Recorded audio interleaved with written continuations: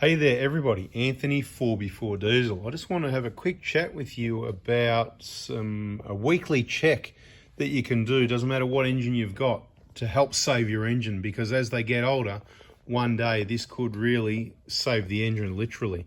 Now there's a number of things that could go wrong with engines and cooling systems, but there's some slow but hidden issues that you'll identify by doing this weekly check. So with the vehicle's engine and cooling system cold, sitting on flat ground as these vehicles are, just take a look at your coolant level. And on the Toyotas, you can see there's the full line there. There is a line there, and somewhere it'll have an F for full. It's a bit dark here at the moment, hard to see, but just show you the view from around this side as well. It's basically the full line and the low line. Anywhere in between is okay, but I like to have mine on the full line when they're cold. Okay, so I'll explain in a moment what that's going to do, and we'll also include what these checks are going to do and some other checks depending what you find externally if you're losing coolant. Let's take a look. This is a 1GRFE. Let's take a look at a 1KD in a Hilux. So the 1KD engine in the Hilux, once again here, this is for bleeding. Don't worry about the line. B for bleeding. Down here you've got the F for full and L for low. So you've got a full line and a low line. Once again, we're right just a little bit above the full line, and it does always look low on these, and that's why I want to be really clear about, don't fill that up to here, because all it's going to do is push the excess out the hole, make mess, and it's going to leave pinky white stainy looking things around the place, and you know, you don't need that. Now you can overfill it initially when you do your radiator change or your BFE job or your water pump replacement. Depends if you're watching the videos here or not, you know what the best value for money maintenance program is. Those that watch know, they know what I'm talking about.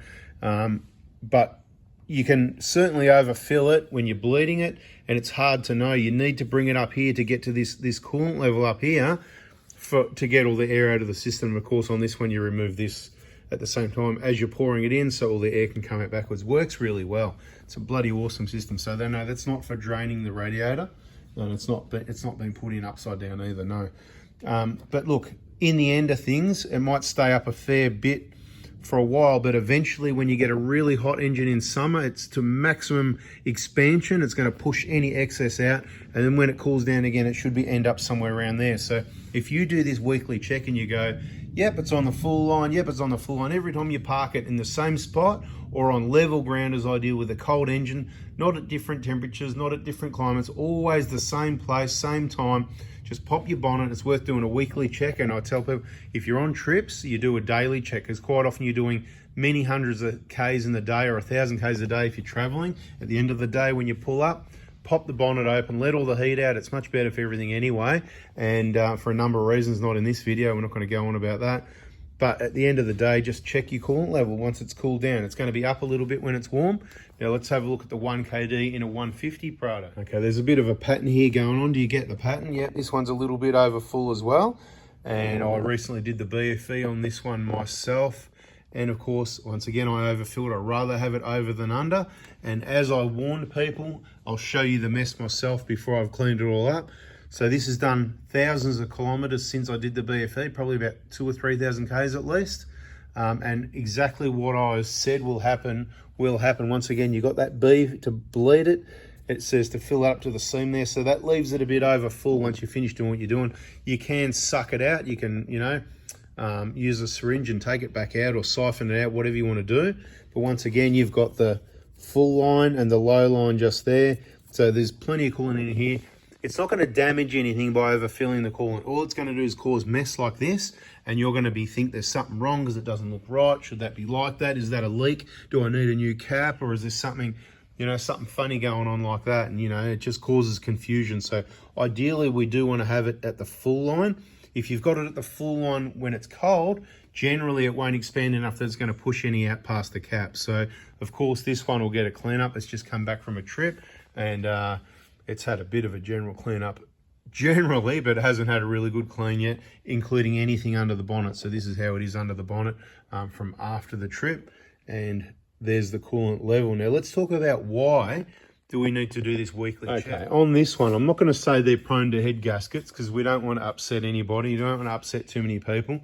But as vehicles get older, let's just say, there you go. So we're not going to We don't want to say anything bad about the petrol, the mighty V6, the 1G RFE, because people get upset because, you know, I don't know why. I actually don't know why, but people don't like me saying anything bad about these engines, okay? Now, they're awesome engines. This is ours. We've got one as well, and I do like it better than the 1GD. There you go. There's something for you. If you think I didn't like this engine, well, I love this engine compared to the 1GD, right? Which is why, guess what? Get them while you can, people, because, you know, they're just getting older. People don't look after them. They're going to have problems, and that's why we're doing this video. So what can happen is you can have head gasket problems, so head problems. You can have other coolant loss issues with an engine. The radiator could be deteriorating and leaking in behind this, down under this cover, and you won't see it. Don't worry about that bit of coolant there. I've recently done a coolant change on this, literally a few days ago. This one had a coolant change, and you probably might have seen the video by now. So it hasn't been driven much, and it hasn't had the final cleanup. It's having the final set the level of the coolant, right? Because you just take the cap off when it's stone cold, and it'll be full to the top, and it's not top it up with coolant. Never use just water. And this one, you can visually check it. And once you've got all the air out and you know it's right, you can stop taking the cap off. All you've got to do is look there. If you've got a problem and a leak in the system, I pretty much guarantee you that that is not going to stay full. There is some circumstances that can happen, but what's going to happen if you do your weekly check? So these vehicles all parked on level flat ground with cold engines, and that's the coolant level. And I get to know every time I look at them. And quite often we pop the bonnets to do a video to show you stuff and whatever, which is another reason we're going to have all these vehicles here, not just R&D, not just trips and tracks and all that sort of thing, not just 4x4 diesel and 4x4 adventures. Yeah, we do need it for that. We need to show you, oh, look, I put the wrong oil filter on. Look at that. I've put the D2 oil filter. That's a diesel oil filter on a petrol. My goodness, what are we going to do? That'll be in another video, so don't worry about that. But my point is, you could have these internal leaks. So you see your coolant level. Oh, it's down a bit. Okay, let's just pretend this one's down a bit. Okay, so you top it up to the full on. Bang on the full on, just like that. And then you drive it again for a few days. If you think you got a leak, check it every day. If you think you don't or you're not sure, it's very minimal. Check it after a week. Park it in the same spot. Have a look. Okay, it's down. If it's down, something's going on. The coolant is not just disappearing, right? It can't just disappear magically. It's got to be going somewhere. So you have a full inspection of the engine and the cooling system, and if you can't see any leaks anywhere, and this whitey pink stuff, as you saw in the other vehicle over there, it puts quite a stain out there. It's pretty easy to spot. It's going to be dripping down on your bash plates. You're going to find it around the place somewhere. If you're not finding it and you're adamant that there's absolutely definitely no coolant leak, nothing's leaking out anywhere, but it's definitely disappearing, it's dropping down like this one was dropping down. I mean, to be honest, I don't even know how it got to the full line. I had it over full. I don't see any leaks here, anything like that. There's no overflow stain or anything anywhere. I don't see any coolant anywhere on the engine. So is it going to stop and sit on that full line forever? Well, you know, I'll be checking it regularly, don't you? Because I can't really see where it's went. If it was over full and it came out here, why isn't there mess there? So I don't really know where it went. So one of the things that can happen, so on the petrol, are more prone to your head gaskets, that sort of thing. It could have some other external leak. Regardless of a petrol or diesel, the external leak's most likely going to be at the water pump. You might find something at the radiators as they get older, depending if it's had those good regular quality coolant changes, genuine Toyota super long life coolant. There it is there. That's what you use. But if you don't see anything external, the petrol, like I said, head gaskets is the only, it just keeps coming on. Head gasket on these don't have head gasket problems on the diesel. They don't have any engine problems. They just have very super rare. We know one person, I'm sure it's happened to more than one person, but one person had, see the EGR cooler there internally, they can leak, right? So very slowly, that coolant will be leaking through without getting too much detail, and it'll end up in your engine, in the combustion, going out the tailpipe. It'll happen slowly, and all your coolant will just slowly disappear, which means that'll be dropping. And this is something particular. I hope 1GD owners are watching, because this video is most important for you, more than the owners of that 120 or a 150 with a V6, more than a 1KZ. A 1KZ's important as well. And all the other makes and models, it's all really important. Just do that weekly check, and if you see it dropping down, look for leaks. If you can't find a leak, something internal's going on. I'm just saying, on a petrol engine, quite often it could be a head gasket type situation. There is a few other things that it could be, but generally, let's keep it simple. It'll be that. On the diesels, I've never seen or heard of the coolant going anywhere without an external leak other than the E-jar cooler. We know one person it happened to. It registered 125 degrees on the coolant. I don't know what point that he decided to check that. You'll have to let me know on that one. And why he decided to stop driving, wait for it to get to 125. But the point is, couldn't stop probably, you know, on the highway in a situation where you couldn't stop. But all the coolant was gone through there. So it obviously got worse, where if you were doing your weekly checks, I believe it wouldn't have happened all of a sudden. It would have slowly happened, and next thing you know, he's out of coolant, right? You don't want that situation. That's what I'm saying. Weekly checks. It doesn't matter if it's the 120 Prado or the 150 Prado here or the Hilux or whatever. All these diesels have all got E-jar coolers, except of course the early Hilux 2005 and the first half of 06, which is awesome. I really love that about the old Hiluxes. Next thing you know, I'll probably buy one of them. But I think I've got too many cars going on. I'm not fully collecting cars really. Too many cars. Anyway, there it is, the E-jar cooler. So internally, it can have a problem, but it is just ridiculously rare on a 1KD. Like I said, I know one person it's happened to. There's probably some more. I think it's a minor leak and it happens slowly. So monitoring your coolant temperature once a week, weekly checks. I'm going to call this video a weekly check that's going to save your bloody engine, something along those lines. I want to get your attention. It's really important, particularly as they're getting older. But then I shouldn't say that, because with the new vehicles these days, they could have a coolant leak, like, you know, the sort of things that are going down. It's unbelievable, right? I still haven't done that video yet. I've got to talk about that lady on the side of the road where she's had the engine replaced, the 1GD at 100,000, and it's a pretty common thing. But, you know, people just generally don't always go around announcing it. It's not like a big deal for a lot of people. It's just what it is, and it gets done under warranty. So, look, what's going on? Maybe the cap's leaking. Maybe not. Maybe it's just overfull. Maybe there's an external leak somewhere.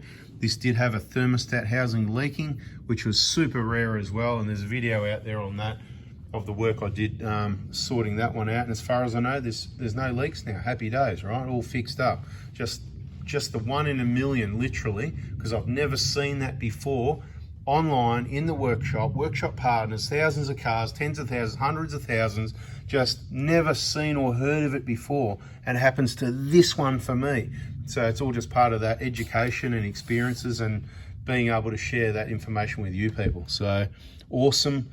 But what I want you to do is understand that you could have an internal leak at the E-jar cooler on the diesel. On a petrol, could be anything internal like a head gasket. If you're seeing the coolant level drop and there's no external leaks, you need to take these covers off. That's why I don't have the clips in there. You just lift it off and you can get in there and have a look at the radiator above and below. Have a good look around, make sure there's none of that pink stuff.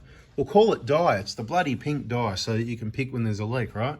So you get the drift by now. I repeat myself again and again, and I'm brainwashing you with this information like a bloody lecture so that you can learn and understand, and so that bing, right? You know, check your oil once a week, check your coolant once a week. There you go. Bada bing, makes sense, yeah? If it drops down slowly, check for leaks. If you don't see any leaks, be sus on that E-jar cooler. 1GD owners, I'm not picking on the 1GDs. I actually think it's a pretty good engine for what it is. It's just the wrong size engine for a Land Cruiser. This one's small enough. It's a bit too small, but we'll have to deal with it. That one's even smaller, more highly strung. It has got some good things going on about it, but it's got some issues as well.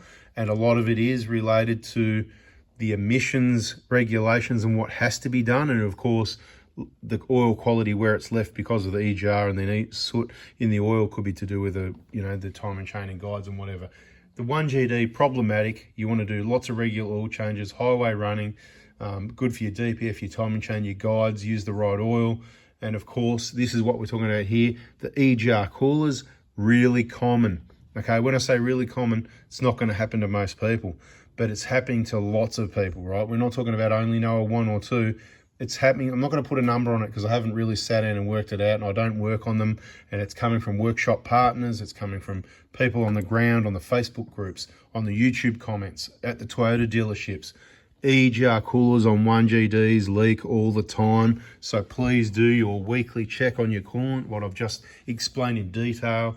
And I hope you like it. Hit the like button, subscribe, turn the bell on. I've talked enough. It's to save your engine. So hope you liked it. Catch you on the next one.